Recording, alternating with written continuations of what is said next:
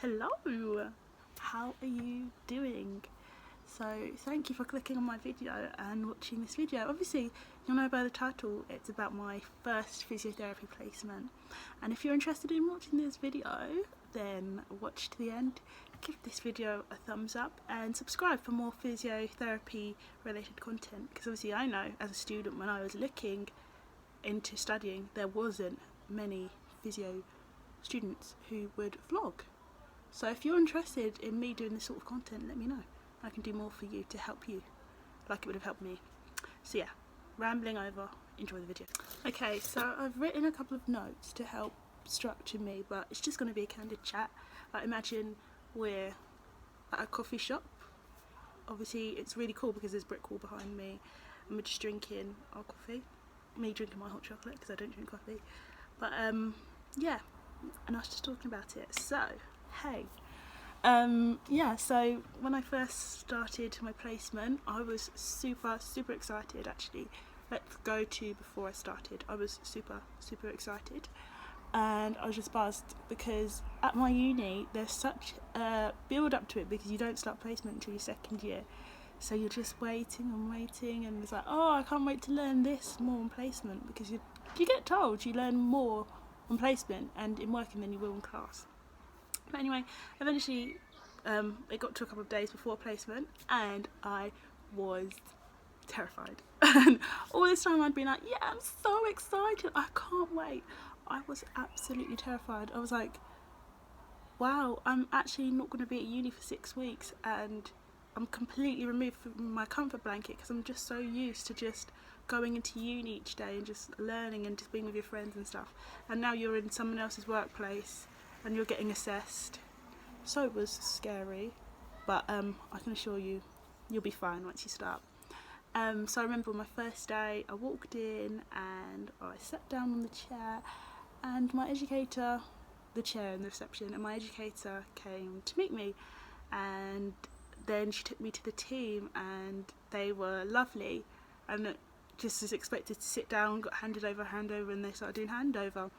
I was like, what is going on? This is like a foreign language to me. I didn't understand anything and it was just overwhelming. I just couldn't imagine myself being there for the next 6 weeks. I was like, oh my goodness, this is very intense.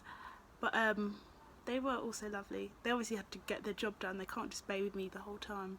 But I think that was a surprise. I didn't expect them to just go straight into work. I don't know what I was expecting, because obviously that's a placement.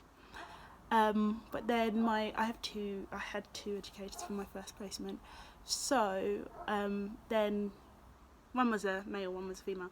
So the male educator, he then gave me a tour around the physio area, and it was just a lot again, because there's doors with different codes on, and it's like, this is for this and this is that, and I was just like, okay. I was like, yep, and it was just a lot to take in. It was very overwhelming, so just be prepared, I guess. It was a lot of information at one time. So I went with my other educator, the female one, and then she, for the majority of the placement, to be honest, she was the one who was with me most of the time and who I shadowed most the first week, and then who would assess me the most. Yeah, so she was showing me around and was like, okay, we're on to our first patient. Oh, also before that, I had the first ward round meeting with all the doctors and consultants and nurses and OTs and SALT and dietitians and pharmacists and the whole MDT. So that was overwhelming, because that was the first experience where I don't even know how to word it. It was just overwhelming. There was like talking over each other, and it was fast paced, and it was a lot of information being thrown about, and it was really intense. I mean, I could just feel myself kind of drifting in and out of it, and I was like, oh no, this isn't good. So then after that we had to go and see our first patient, and my educator was talking about news charts. News charts are the charts that show you the SATs, the temperature, all of these things that you'll check before seeing a patient to see if it's safe to see them. And she was saying something about one measurement to see in case they'd faint, and I was like, I'm really sorry, I think I'm about to faint. and I fainted, and that was absolutely embarrassing of me.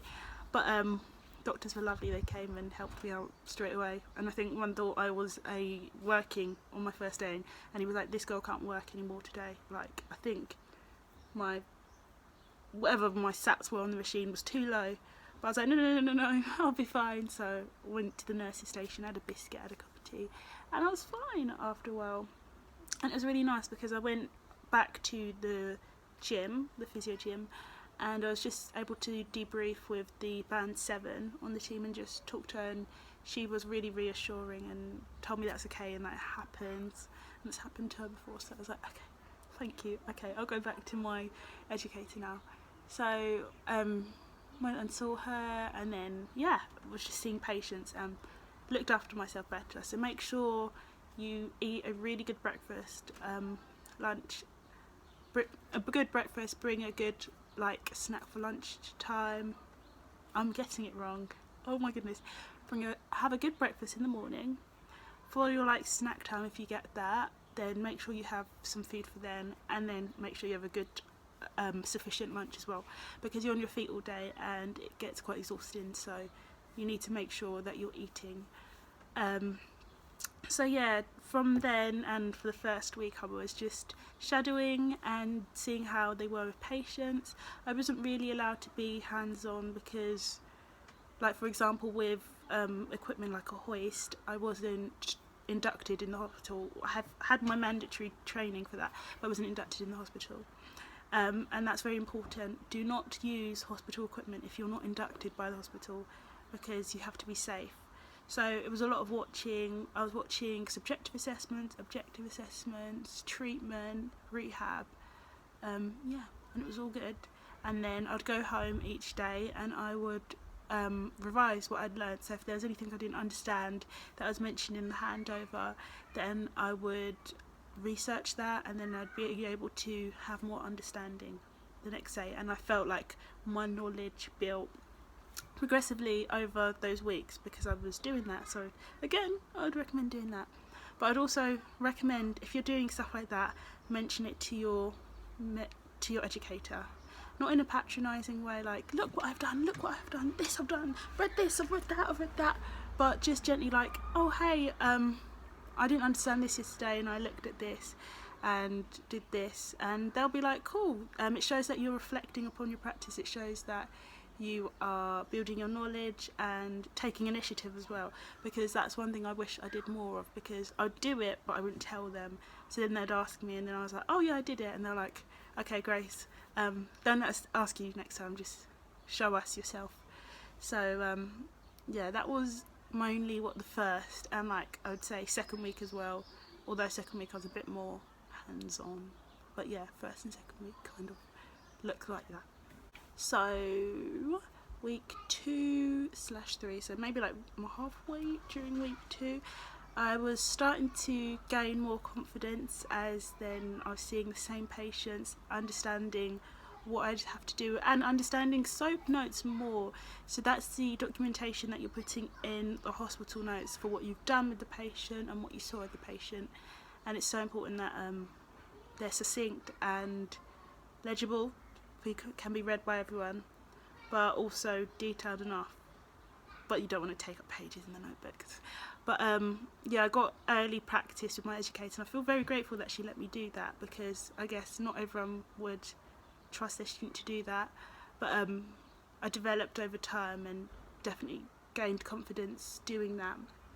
But one thing I have to mention as well is one day I just found it quite sad. I came in the morning, and obviously you know that these patients stay overnight, but it just hit me like they didn't go home and they've just been there and they're just constantly there until they go. And for me, that I guess that could be quite isolating, quite lonely. It can be quite traumatic for them as well, and that's why they make the most of it sometimes when they get in contact with other healthcare professionals. So that's something that hit me, and luckily I was fine. I just spoke to my educator about it. But I think if you find that anything hits you and is quite emotional, you should definitely share it rather than bottling it up, because it won't be healthy. And it shows that reflection again, that you're understanding how you're understanding how you're changing and developing over the time of your placement.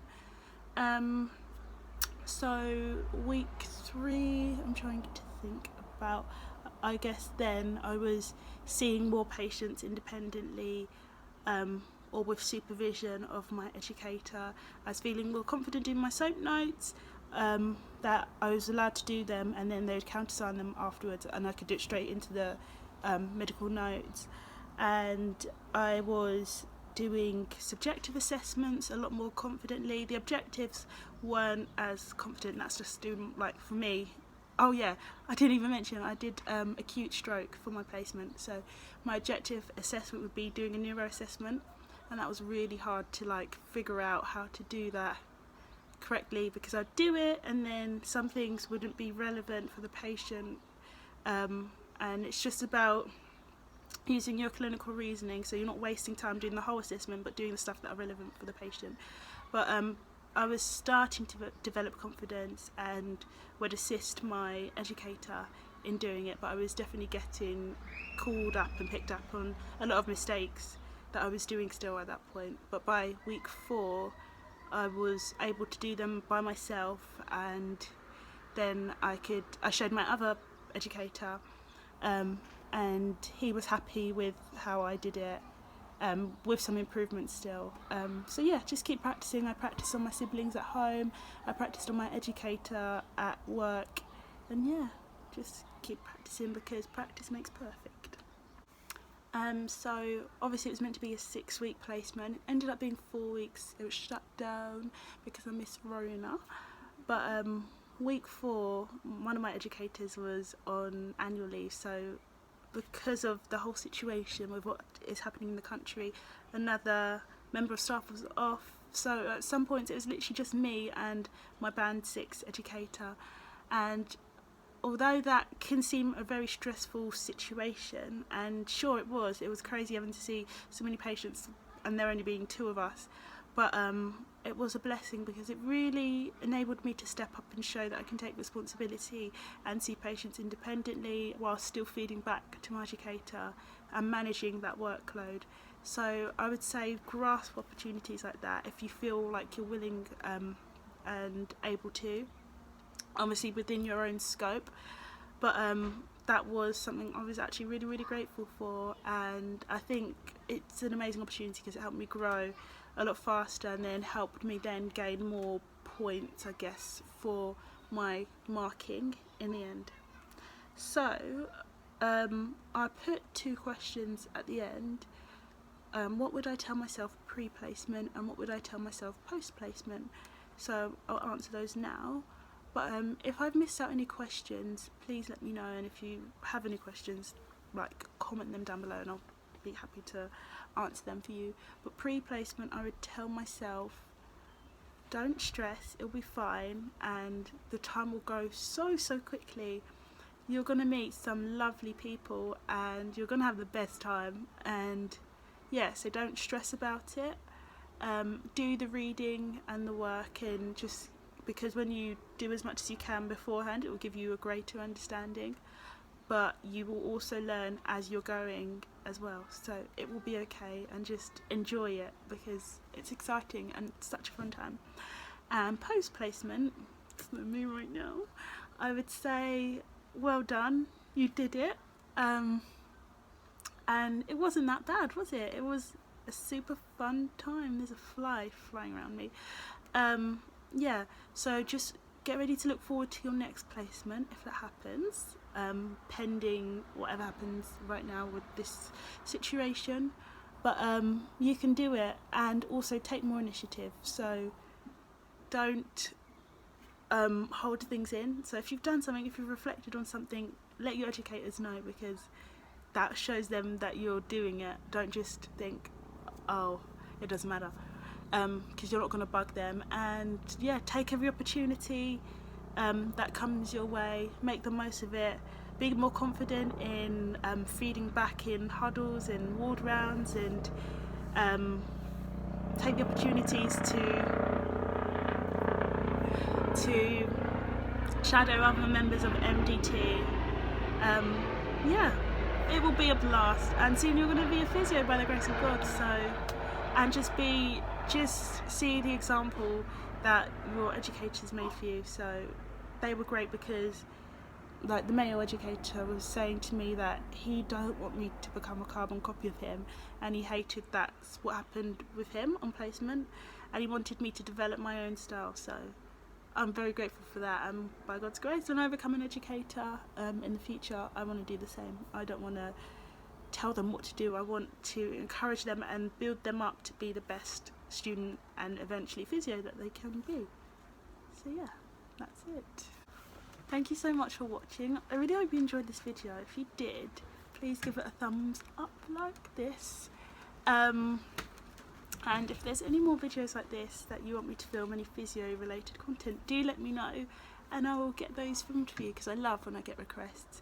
And yeah, it will be a great time, and it's an exciting time, and you learn so much, and I'm so grateful. I wish I could go back to my placement, but yeah, so don't stress, enjoy it, make the most of it, take more initiative, and yeah, it will all be okay. So yeah, I'll see you guys next time. Have a blessed day. Love you all. Bye.